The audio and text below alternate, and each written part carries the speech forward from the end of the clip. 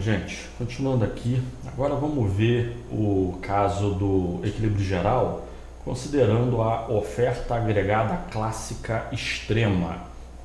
A gente já viu que a oferta agregada clássica extrema, ela pressupõe, ao contrário da oferta agregada keynesiana extrema, que a economia está a pleno emprego ou tende a pleno emprego, né? E que há perfeita flexibilidade de preços e salários e que a oferta de trabalho na economia é real, ou seja, trabalhadores estão interessados em poder de compra, não em salário nominal, de tal forma que variações de preço levam a variações na oferta nominal de trabalho, tá? Então vamos considerar agora o equilíbrio geral entre demanda agregada e oferta agregada, considerando a oferta agregada clássica extrema, né?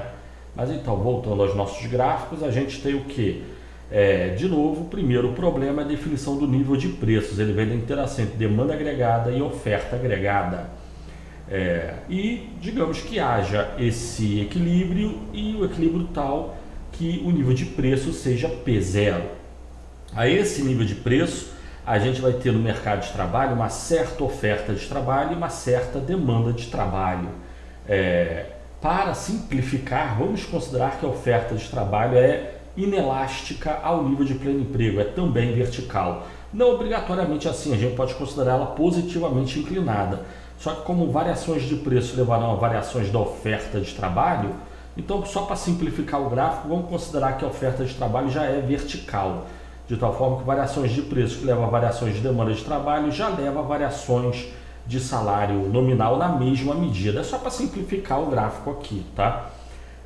Poderia considerá-la positivamente inclinada, só que a oferta nominal de trabalho varia na mesma medida que a variação de preços, ou seja, o salário nominal exigido pelos trabalhadores muda na mesma proporção dos preços. Se os preços sobem, o salário nominal exigido pelos trabalhadores aumenta. Se preços diminuem, o salário nominal exigido pelos trabalhadores, mínimo, né, o salário exigido por eles, também diminui. Mas vamos dizer que esse nível de preço nós temos uma oferta de trabalho como essa. De outro lado, nós vamos ter a demanda de trabalho. A pleno emprego, vamos considerar que a demanda de trabalho seja negativamente inclinada, tá? Ou seja, aumentos no nível de emprego leva à perda de produtividade, de tal forma que o salário máximo que as firmas se dispõem a pagar é decrescente com o nível de emprego. Quanto maior o nível de emprego, menor o salário nominal máximo que as firmas se dispõem a pagar, mantido o nível de preço, né? Então, pelo equilíbrio entre demanda e oferta de trabalho, a gente tem a definição do salário nominal de equilíbrio ali no ponto A. Então, no mercado de trabalho se define, de um lado, o salário nominal e, de outro lado, o nível de emprego. Se a gente dividir o salário nominal pelo nível de preços, W0 sobre P0, a gente vai ter o salário real pago nessa economia. E daí que foi o que eu falei, caso haja variações de preço, isso leva a variações na demanda de trabalho, mas a oferta de trabalho, do jeito que eu estou desenhando, ela permanece como está, só para simplificar. O impacto da variação da demanda de trabalho se dá totalmente sobre o nível de salário nominal, o nível de emprego não muda. Como o nível de emprego está dado ao nível de pleno emprego, por suposição, e se não for pleno emprego, a gente tende ao pleno emprego rapidamente, na visão clássica, e essa visão se deve ao fato da suposição de perfeita flexibilidade de preços e salários. Então, dado esse nível de emprego, já é definido o nível de produção nacional de equilíbrio, Y estrela, por definição, nível de produção de pleno emprego. E a esse nível de produção, emprego e produção, a gente tem que a oferta agregada está dada, é inelástica, no caso extremo, né, a esse nível de produção nacional. Variações de preço levam a variações na demanda de trabalho, mas a variações proporcionais na oferta de trabalho, de tal forma que o nível de emprego não muda e o nível de produção nacional não muda. Então, a curva de oferta agregada clássica extrema é tal que ela é vertical. Dado o equilíbrio entre preços e produção nacional, a gente vai estar no ponto A.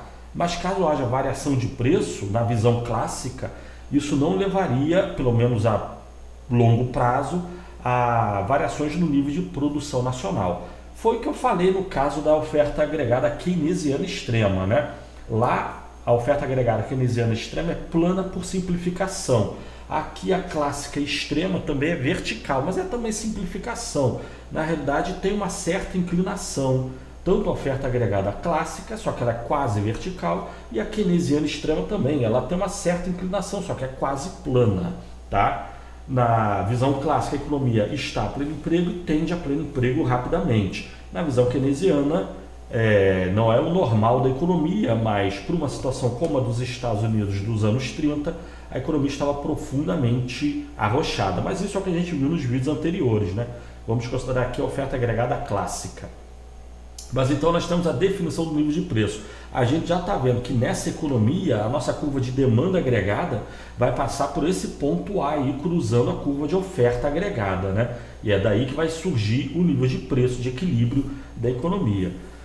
Mas a demanda agregada vai passar nesse ponto aí, por quê? Porque nós vamos ter no modelo SLM de novo, o segundo problema de equação simultânea, que é o equilíbrio entre o mercado de bens e monetário, que define a taxa de juros de equilíbrio. Para definir a taxa de juros de equilíbrio, a gente tem que ter a oferta real de moeda. E a oferta real de moeda é a oferta nominal dividido pelo nível de preços. Por suposição, o nível de preços é P0. Vamos dizer que a oferta nominal de moeda seja arbitrada pelo governo ao nível M0.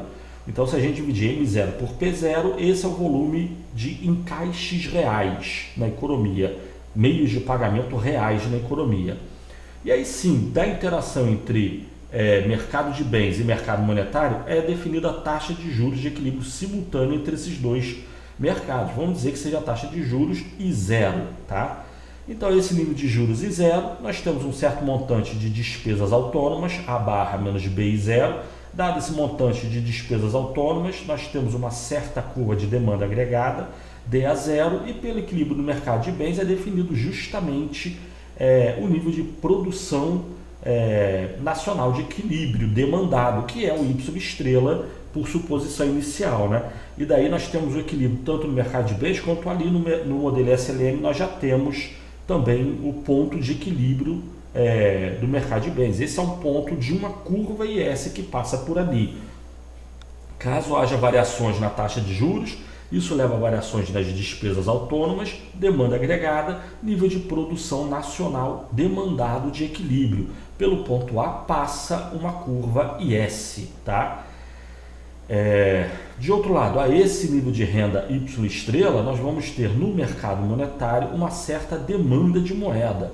Vamos dizer L estrela, é a curva de demanda de moeda ao nível de renda Y estrela, por suposição, o pleno emprego da economia. E aí, pela interação entre demanda de moeda e oferta de moeda, é definida a taxa de juros de equilíbrio no mercado monetário, no ponto A, né? Então, o ponto A é um ponto de equilíbrio simultâneo, tanto no mercado de bens, no gráfico de baixo, quanto no mercado monetário, o gráfico da direita. E no modelo SLM, então, nós temos o ponto A, que é o ponto de equilíbrio, a combinação de juros e renda, que mantém simultaneamente o mercado de bens e monetário em equilíbrio.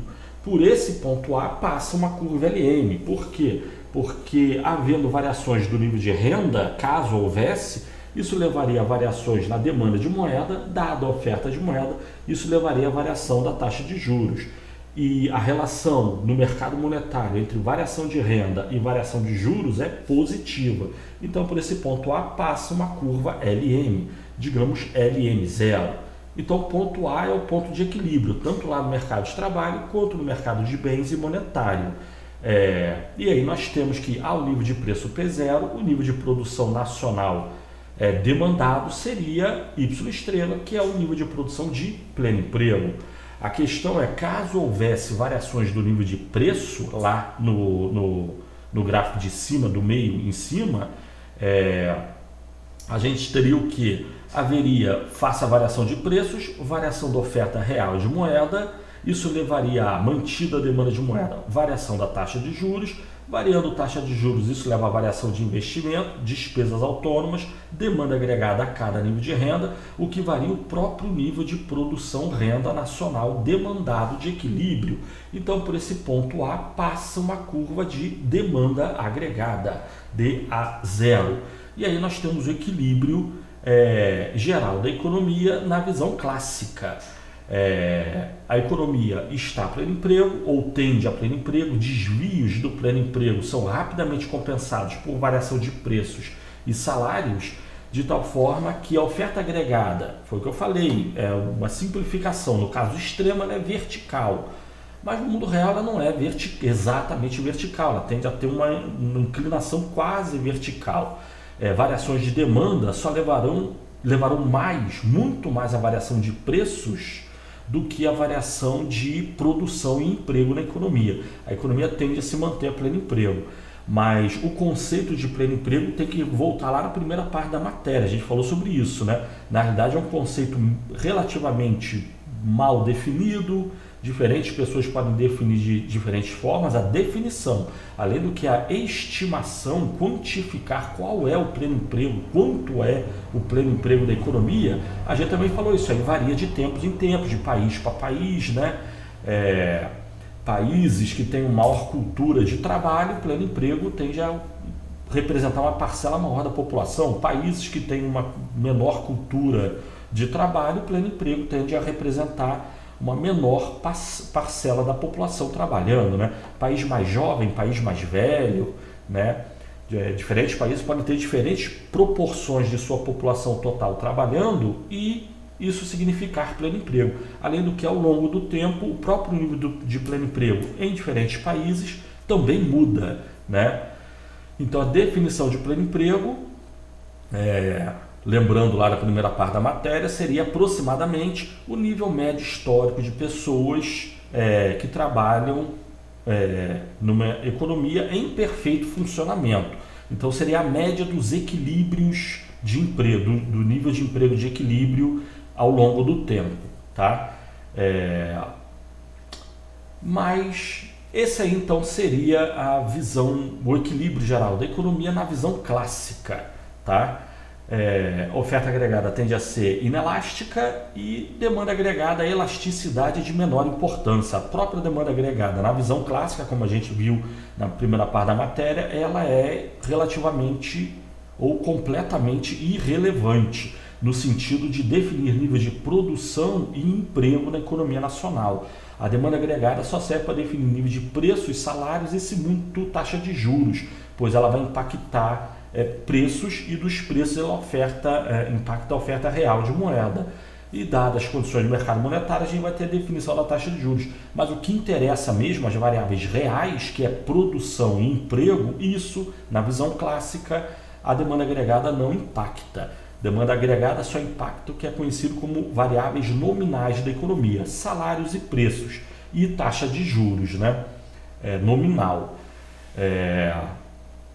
E aí agora vamos ver, então, na visão clássica, uma mudança desse equilíbrio. Aí no caso do vídeo anterior, do slide anterior, a gente viu na visão de Keynes, ou considerando a visão de Keynes, qual seria o impacto de um aumento na demanda agregada. E a gente viu que numa situação como a dos Estados Unidos dos anos 30, com oferta agregada keynesiana extrema, aumentar gasto público aumenta a produção. Similarmente, se você pensar em redução de gasto público, isso levaria a redução de produção. Isso na visão, não é nem na visão de Keynes, com base na visão de Keynes a respeito de uma economia profundamente arrochada. Agora, com base na visão clássica também, vamos ver qual seria o impacto da variação de gastos públicos. Só que aqui agora, em vez da gente ver aumento de gastos públicos, vamos ver qual seria o impacto de uma redução dos gastos públicos sobre o equilíbrio geral da economia, supondo a oferta agregada clássica extrema, né? Então, quando a gente viu oferta agregada keynesiana extrema, eu falei de aumento de gastos. Agora, a respeito da oferta agregada clássica, eu vou falar de redução de gastos. Mas em ambos os casos é só você pensar, rever o vídeo e o slide e considerar a variação em sentido contrário, tá? Vou considerar aqui redução de gastos públicos só para ressaltar a visão clássica a respeito do equilíbrio geral da economia, na visão clássica, tá? Mas eu deixo isso pro próximo vídeo então. Valeu, tchau!